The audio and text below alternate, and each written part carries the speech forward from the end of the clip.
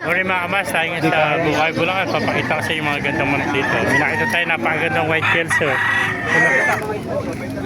Yung peso. Guwi na sila, tanghali na. Ayan po, itong white Kelso dito, sinibalang oh. Eh, nabili mo, binibenta. Ka nakuha.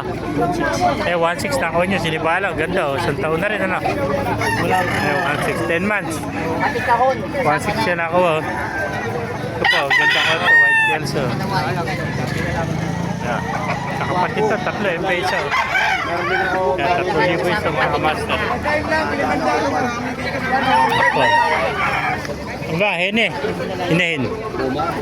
Ang kano binibenta? Kano nakuha? Ito, 800. Anong manok yan? Boomer. Ah, boomer ano? Ang nakuha na 800 o boomer o. Magtatry lang ako magpalahi. Ang ganda, ang boomer o. Hindi ko bilhin. 800 lang ako, ang boomer, napakamura. Hindi po mga master. 800. Bulig o. Limandaan lang. Yeah. Hindi na mga manok dito o. Yeah. White Hats. Nabili mo na kaibigan o binibenta? Ayos ko lang. Ay, nice pala yan. Limandaan lang. Napakagandang White Hats.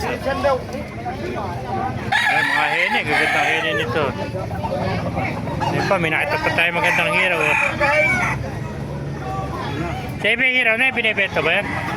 Hiraw, magkano binibenta? 3,000. 3,000 lang, hiraw. Oh. Ito na mga hiraw. Oh. Gandang White Hats ito. Pero hiraw. Oh. Nasa bata pet, nasa 8 months pa lang. Kaya 3,000. Hiraw. Yan pa mga sweater. Yan, hawak mo sweater. Magkano?